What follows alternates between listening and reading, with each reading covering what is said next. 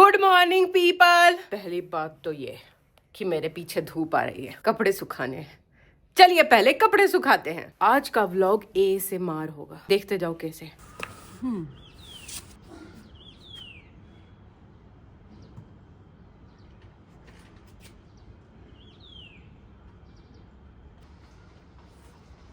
तो यहाँ पर जब मौका मिले, जब आपको दिखे कि धूप खिल गई है, तब कपड़े धो के भाई टांग दो, वरना पता नहीं चलता कि मौसम कब चेंज हो जाए। वैसे मैं जो एप्स देख रही हूँ उसमें वेदर प्रेडिक्शन सही ही बता रहा है।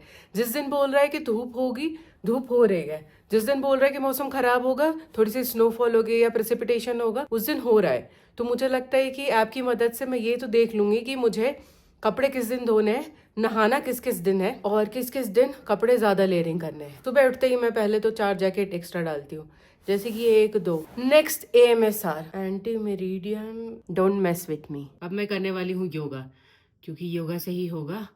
योगा से ब्लड फ्लो होता है, एनर्जी आती है, मेडिटेशन भी हो जाता है, प्लस थोड़ी सी स्ट्रेचिंग भी हो जाती है और स्ट्रेंथ भी मिलती है। तो मैं यहाँ पर जिम ज्वाइन करने का नहीं सोच रही हूँ। मैं सोच रही हूँ कि घर पे ही योगा किया जाए, घर पे ही जो एक्सरसाइज है वो किया जाए। उससे क्या होता है ना कि जब स्नोफॉल भी हो रहा हो या बाहर बहुत ठंड भी पड़ रही हो, तो भी मुझे सोचने की जरूरत नहीं है कि भाई आज एक्सरसाइज कैसे होगी, क्योंकि एक्सरसाइज करना हर दिन बहुत इंपॉर्टेंट है। इसके बिना बॉडी काम नहीं करती। Let's start another phase of ASMR, phase 2। जिनको नहीं पता योगा के बारे में, उन्हें करके देखना पड़ेगा, मेरे बोलने से नहीं होगा। Okay, so let's start. Fingers lengthen out through your spine. Relax your head, relax your right knee. घर में योगा करने की एक और दिक्कत है, स्पेस नहीं मिल पाता। Let's resume. Relax in the pose. Reach your left arm all the way up and over. Really roll that left shoulder back. And as you set your hips down, keep your legs open in this way and wrap your left hand to the way. So record हो रहा है प्रमोद के नखरे। Oh sorry, यहाँ पर पानी का flow कम आता है और नाक का फ्लो ज़्यादा आता है। तो मैं अभी घर से बाहर निकल चुकी हूँ, क्योंकि मैं निकल सकती हूँ। तो अभी मैं जा रही हूँ एक चीज़ की तलाश में, आपको मैं रास्ते में बताऊंगी। चलिए। हमारे साथ आया था मोती, कहीं भी बस इसको आदमी चाहिए वहीं पे चला जाता है। चलो, हमें तो अपना रास्ता देखना है।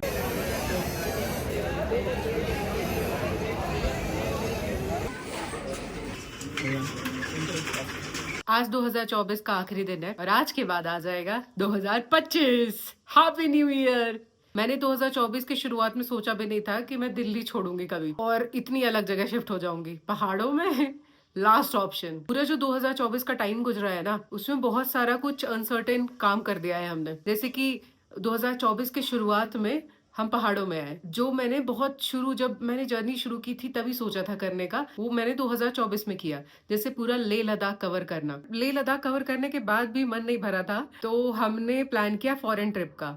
मुझे एनी हाउ 2024 में फॉरेन ट्रिप करना ही था, तो उसके लिए मेंटली तो प्रिपेयर थी मैं, लेकिन इकोनॉमिकली मुझे नहीं पता था कि कितने पैसे जोड़ने पड़ेंगे। उसके लिए सब कुछ अनसर्टेन था। थॉट्स में इतनी क्लैरिटी थी कि फॉरेन विजिट करना है, चाहे जो हो जाए। लाइन है ना कि जहां चाह वहां रह, ये सिर्फ बातों में नहीं है।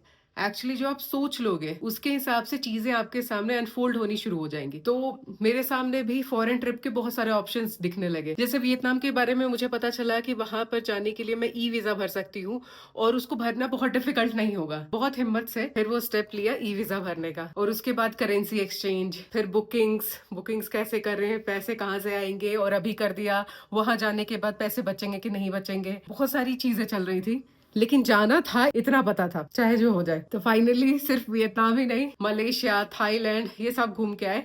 और अगर मेंटली एग्जॉस्ट नहीं होते ना इतना 3 कंट्रीज घूमने के बाद, तो हमने प्लान किया था कि इंडोनेशिया भी जाएंगे और उधर से होते होते न्यूजीलैंड भी जाएंगे, फिर ऑस्ट्रेलिया भी जाएंगे। मुझे लगता है कि ये प्लान एग्जीक्यूट होगा, लेकिन आगे आने वाले साल में 2025 में। तो 2025 में बहुत कुछ होने वाला है। बस ये है कि मुझे पता होना चाहिए कि क्या क्या मेरी बकेट लिस्ट में है, मुझे क्या क्या करना है।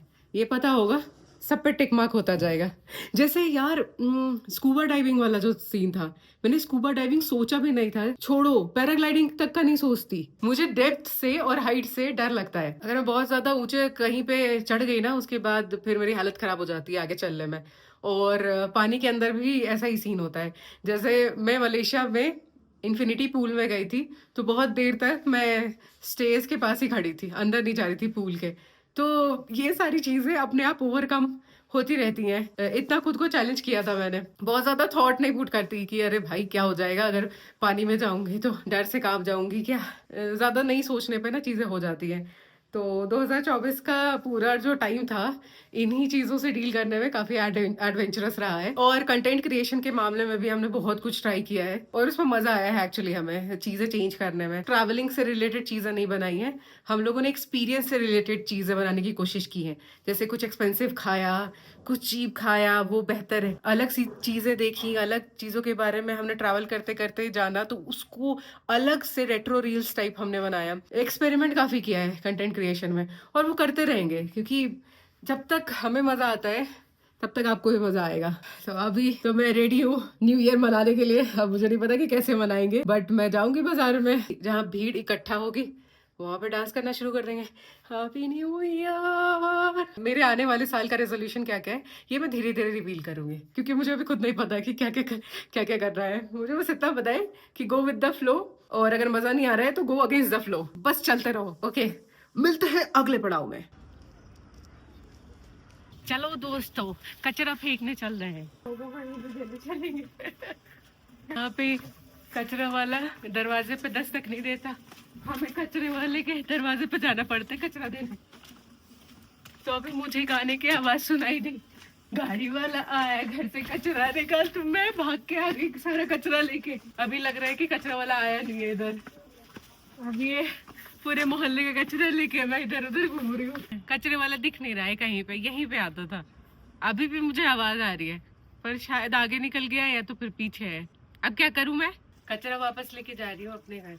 मैं सुबह उठी अपने कपड़े वपड़े धूप में डालने के लिए, पानी वानी पीने के लिए, तो मुझे मध्यम मध्यम से आवाज आ रही थी, गाड़ी वाला आया घर से कचरा निकाल। और मैंने नीचे झांक के देखा तो एक आदमी अपना कचरा लेके जा रहा था। तो मुझे लगा कि भाई कचरे वाला आ गया होगा या तो आने वाला होगा, और अभी भी उसकी आवाज आ रही है तेज। Happy new year 2025 people.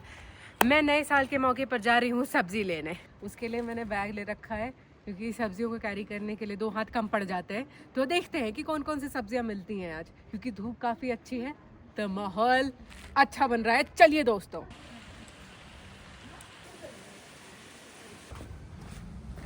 अभी 2 दिन पहले तक रास्ते पे चलने के लिए जगह नहीं थी। ट्रैफिक इतनी गाड़ियों की और लोगों की, भाई साहब, पोल्यूशन अलग से। लेकिन आज सन्नाटा पड़ा हुआ है बिल्कुल, सिर्फ लोकलाइट्स दिख रहे हैं, कोई टूरिस्ट नहीं दिख रहा, क्योंकि न्यू ईयर चला गया, क्रिसमस चला गया, अभी कोई पहाड़ों का फेस्टिवल है नहीं। तो चलने में मजे आ रहे हैं, और क्या बले। जैसे मफलर भी उतर गया है, मैं बिल्कुल ठंड से रेजिस्टेंट हो गई हूँ, तो मुझे ठंड छू भी नहीं सकती। हमको मिलना अब मेरे से।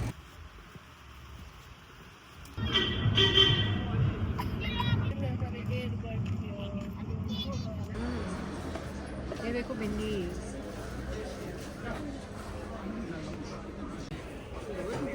तो अच्छा निकल ही जाएगा इसमें से। क्या कहते हो दोस्तों, पालक कैसे है?